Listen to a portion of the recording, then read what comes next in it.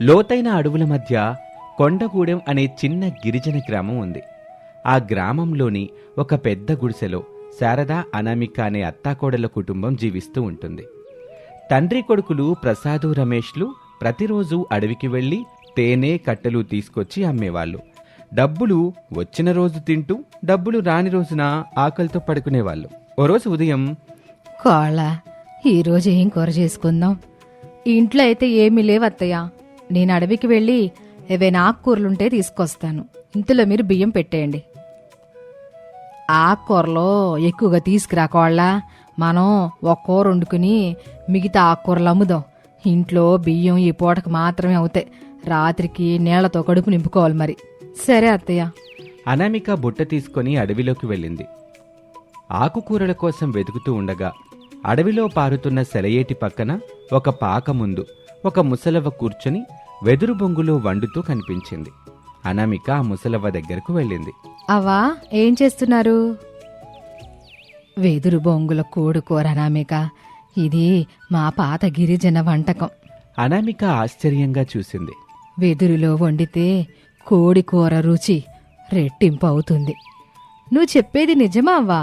కావాలంటే ఒక్కసారి తిని చూడనామిక. నీతోటి నేనెందుకు అబద్ధాలు చెప్తాను చెప్పు అని వెదురు బొంగులో చేసిన కోడికూరని అరటి ఆకులో వేసింది. వేడివేడిగా పొగలొస్తున్నాయి. వాసన మాత్రం అనామికకి భలే నచ్చింది. ఒక్క మొక్క తిని చూడమ్మా. అనామిక ఒక ముక్క తినింది. తనకి చాలా బాగా నచ్చింది. సంబరంగా, వారెవ్వా అవ్వా, వెదురు బొంగుల చికెన్ ఇంత రుచిగా ఉంటుందా? ఆ మాటకి ముసలవ్వ నవ్వింది. ఈ వంటకం నేర్చుకుంటే ఎప్పుడు ఆకలితో ఉండవనామేక అని ముసలవ్వ చెప్పిన మాట అనామిక మనసులో గట్టిగా నాటుకుంది. సరే అవ్వా, నేను ఆకుకూరల కోసమని వచ్చాను, తీసుకుని వెళ్ళిపోతాను.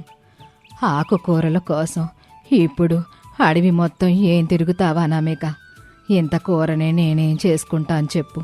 కొంచెం తీసుకెళ్ళి ఇంట్లో అందరూ తినండి. మరొక అరటి ఆకులో కూరని కట్టించింది ముసలవ్వ. అనామిక సంతోషంగా ఆ కూరని తీసుకుని ఇంటికొచ్చింది. శారదకి జరిగింది మొత్తం చెప్పింది.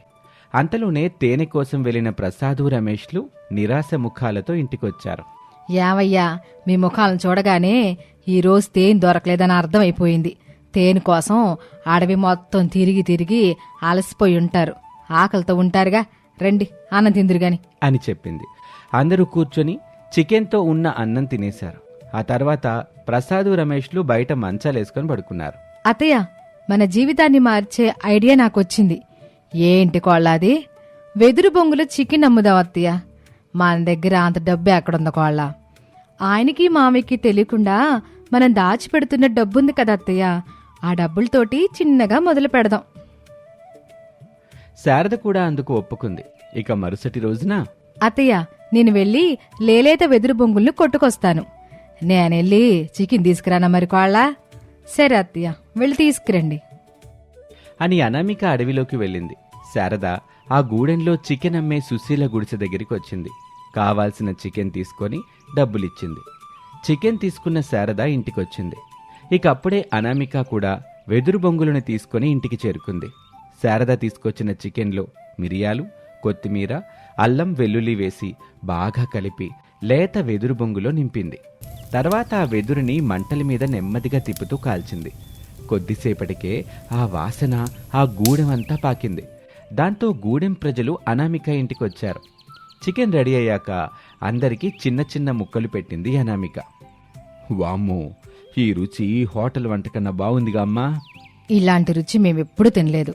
ఆ మాటలు వినగానే శారద ఆనందంతో అనామిక వైపు చూసింది. అలా ఆ రోజు అక్కడ చికెన్ తిన్న ప్రతి ఒక్కరూ బాగుంది, అద్భుతంగా ఉంది అని చెప్తుంటే అత్తాకోడలిద్దరికీ భలే సంతోషం వేసింది. ఇక ఆ రోజు రాత్రి, అనామేక, వెదురు బొంగుల చికెను మనం నిలబెట్టుద్దేమని అనిపిస్తుందే. ప్రయత్నిస్తే తప్పకుండా నిలబెడతాం అత్తయ్య. అలా ఆ రోజు గడిచింది. ఓ 2 రోజుల తర్వాత రోడ్డు పక్కన చిన్న తాటి గుడిసె వేసి పేద అత్తాకోడళ్ల వెదురు బొంగుల చికెన్ అని బోర్డు కూడా పెట్టారు. మొదటి రోజున కేవలం 2 మాత్రమే వచ్చారు. ఒకరు తిని ఘాటుగా ఉన్నా చాలా బావుంది అని చెప్పారు. రెండో రోజు 5 వచ్చారు. మూడో రోజు 10 మంది. అలా రోజులు గడుస్తున్న కొద్దీ అత్తాకోడళ్ల వెదురు బొంగుల చికెన్ వ్యాపారం 3 పువ్వులు 6 కాయలుగా సాగుతూ ఉంటుంది.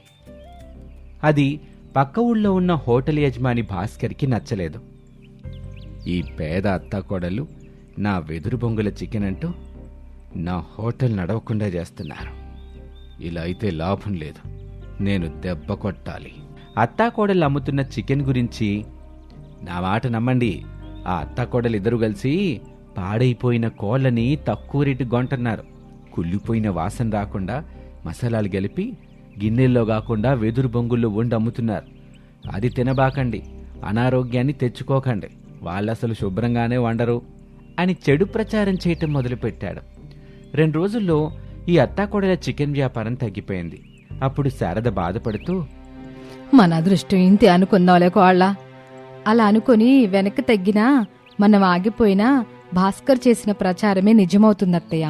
మనం కొంచెం కూడా వెనక్కి తగ్గకూడదు. మనం ఏం చేయొత్తాం ఇప్పుడు? భాస్కర్ గారు మన వ్యాపారం గురించి చేస్తున్న చెడు ప్రచారానికి అడ్డుకట్ట వేద్దాం. లేదంటే అదే నిజమనుకుని ఊరి వాళ్ళు మనల్ని తిడతారు, కొడతారు కూడా. నాకెందుకు భయం ఉంది కోళ్ళ. అయినా అనామిక వెనక్కి తగ్గలేదు. నిజం ఎప్పటికైనా గెలుస్తుంది అత్తయ్య అని చెప్పి అనామిక కొత్తగా ఆలోచించటం మొదలుపెట్టింది. తేనె తీసుకుని ఇంటికి వెళ్తున్న ప్రసాదు రమేష్లను భాస్కర్ అడ్డుకున్నాడు. వాళ్ళని బెదిరించటం మొదలుపెట్టాడు. ఏయ్, ఎక్కడికి వెళ్తున్నారు? ఇంటికి అన్నా, అడవిలో నుంచి తేనె తీసుకొచ్చాం. నేను చెప్పేది జాగ్రత్తగా వినండి.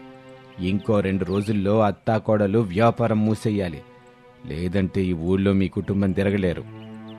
ఏంటి, బెదిరిస్తున్నారా? హెచ్చరిస్తున్నాను అంటూ వాళ్ళ చేతిలో ఉన్న తేనె డబ్బాని నేలకేసి కొట్టాడు. అయ్యో, రోజు మొత్తం దీనికోసం కష్టపడ్డాం బాబు. ఇక నుంచి మీ కష్టం మొత్తం ఇలాగే మట్టిలో కలుస్తుంది, గుర్తుపెట్టుకోండి. వెళ్ళండి, వెళ్ళి అత్తాకోడలకి వ్యాపారం చెయ్యొద్దని అర్థమయ్యేలా చెప్పండి అని అక్కడి నుంచి వెళ్ళిపోయాడు. ప్రసాదు రమేష్ ఇంటికొచ్చారు. భాస్కర్ చేసిన హెచ్చరిక గురించి చెప్పారు. శారద భయపడిపోయింది. కోళ్ళ, మన వ్యాపారం ఆపేద్దాం. మన వల్ల అందరికీ సమస్య వస్తుందమ్మా. వద్దత్తయ్య, మనం తప్పు చేయలేదు. తప్పు చేయనప్పుడు ఎవరికీ భయపడాల్సిన అవసరమే లేదు. కానీ ఊళ్ళో అందరూ ఆ భాస్కర్ మాటలే నమ్ముతున్నారు కదా అనామిక. వాళ్ళు మన మీద నమ్మకం కోల్పోయారు. ఇప్పుడు మనం నిజం వాళ్ళ కళ్ళ ముందే చూపించాలి. ఎట్టా కోళ్ళ, రేపటి నుంచి మనం ఓపెన్ కుకింగ్ చేస్తాం అత్తయ్య. అందరి ముందే చికెన్ శుభ్రం చేద్దాం, అందరి ముందే మసాలాలు కలుపుదాం, వెదురు బొంగులో ఎలా వండుతున్నామో చూపిద్దాం. అప్పుడు మనకి పని ఎక్కువ అవుతుంది కదా అనామిక. అవ్వనివ్వండి, అప్పుడే మన కష్టం ఏమిటో అందరికీ తెలుస్తుంది కదా. అనామిక చెప్పింది అందరికీ వాస్తవమే అనిపించింది. మరుసటి రోజు అనామిక వాళ్ళ గుడిసె ముందు, ఇక్కడ వంట మొత్తం మీ ముందే జరుగుతుంది అని పెద్ద బోర్డు కూడా పెట్టించింది. చుట్టూ శుభ్రంగా నీళ్లు చల్లింది, కొత్త పాత్రలు పెట్టింది, వెదురు బొంగుల్ని కడిగి వరుసగా అమర్చింది. ఊరి వాళ్ళంతా ఆశ్చర్యంగా చూస్తున్నారు. భాస్కర్ చెప్పింది నిజమైతే ఇలా అందరి ముందు వండరు కదా. ఎవరికైనా అనుమానం ఉంటే దగ్గరకొచ్చి చూడొచ్చు. మా దగ్గర పాడైపోయిన కోళ్లు ఏమీ ఉండవు, మా దగ్గర మోసమే ఉండదు అంటూ ఒక తాజా కోడిని శుభ్రం చేసి చూపించింది. శారద కూడా ధైర్యంగా ముందుకొచ్చి, మా చేతుల్లో మట్టుండొచ్చు కానీ మోసం ఉండదు అని చెప్పగానే చూడ్డానికొచ్చిన వాళ్ళంతా చప్పట్లు కొట్టారు. మంటల్లో కాలుతున్న వెదురు, పొగలో వస్తున్న ఆ సువాసన, అదంతా చూసి వాళ్ళందరూ మంత్రముగ్ధులయ్యారు. అప్పుడే వాళ్ళ దగ్గరికి ఒక ఫుడ్ బ్లాగర్ వచ్చాడు. వీడియో తీసి యూట్యూబ్లో పెట్టాడు. 2 రోజులకే ఆ వీడియో బాగా వైరల్ అయింది. అత్తాకోడళ్ల వెదురు బొంగుల చికెన్ అంటూ 1000 మంది షేర్ చేశారు. తర్వాతి రోజే వాళ్ళ గుడిసె ముందు కార్ల వరుస కనిపించింది. అదంతా శారద నమ్మలేకపోయింది. అనామిక, మన దగ్గరికి సిటీ వాళ్ళు కూడా వస్తున్నారే. అనామిక కళ్ళల్లో ఆనందం కనిపించింది. కొద్ది నెలల్లోనే చిన్న గుడిసె ఒక పెద్ద రెస్టారెంట్గా మారింది. అక్కడ పనిచేసేది కూడా ఎక్కువగా గిరిజన మహిళలే. అనామిక వాళ్ళందరికీ ఉద్యోగాలు ఇచ్చింది. ఒక మహిళ అప్పుడు ఏడుస్తూ, అనామిక, మా పిల్లల్ని చదివించే స్థితి వచ్చిందమ్మా. ఈ పరిస్థితికి కారణం నువ్వే. నేనొక్కదాన్ని ఎదిగితే ఉపయోగం లేదక్కా, మనమందరం ఎదగాలి అని చెప్పింది. ఓ రోజు ఒక పెద్ద హోటల్ యజమాని భాస్కర్ అక్కడికి వచ్చాడు. అనామిక, నేను నిన్ను తప్పుగా అర్థం చేసుకున్నాను, నన్ను మన్నించమ్మా.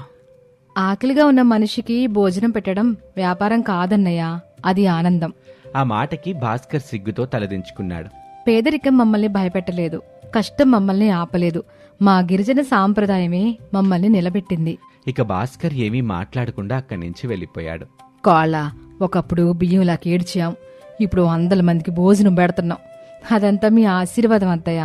శారద ప్రేమగా అనామిక తలనిమిరింది. అలా అడవిలో వెదురు బొంగులో మొదలైన ఓ చిన్న వంటకం వేల కుటుంబాలకు ఆశగా మారింది.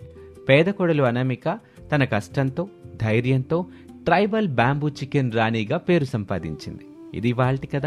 మరొక ఆసక్తికర కథలో మళ్ళీ కలుద్దాం. అంతవరకు సెలవు. నమస్తే.